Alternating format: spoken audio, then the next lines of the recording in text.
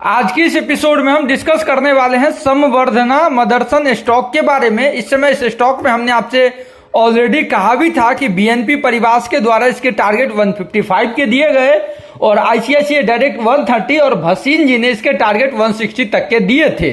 लेकिन इस समय इसके ट्रेंड देखेंगे तो काफी निगेटिव ट्रेंड है। ये स्टॉक कंटिन्यूस अंडर परफॉर्म रहा है और जब भी स्टॉक अपने सेक्टर के अंडर परफॉर्म रहे तो शॉर्ट टर्म ट्रेडर को कॉशन रहने की जरूरत है। इसका एग्जांपल हमने मदरसन सुमी और टाटा मोटर्स के उदाहरण में हमने देखा है।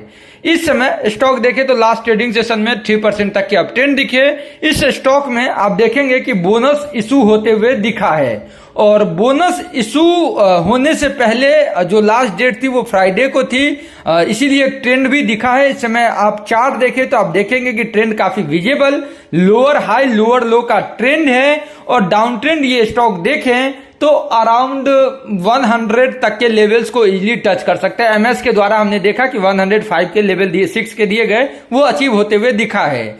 स्प्लिट ये जो बोनस मिल रहा है इसके बाद का जो रेट होना चाहिए मेरे हिसाब से रेट अराउंड आपको 75 के नियर अराउंड तक का दिख सकता है। 68-75 के बीच का आप मुझे कमेंट बॉक्स में जरूर बताएं कि आपको कौन सा प्राइस लगता है। और साथ में ही देखेंगे कि आईसीआईसीआई डायरेक्ट के तरफ से दोनों को कंपैरिजन करा गया है, मदरसन सुमी और संवर्धना मदरसन को, और कहा गया है कि मैक्रो अनसर्टेनिटी के कारण बेटर अपॉर्चुनिटी होगा कि मदरसन सुमी वाइडिंग बेस्ट परफॉर्मर हो सकती है शॉर्ट टर्म के प्रोस्पेक्टिव से।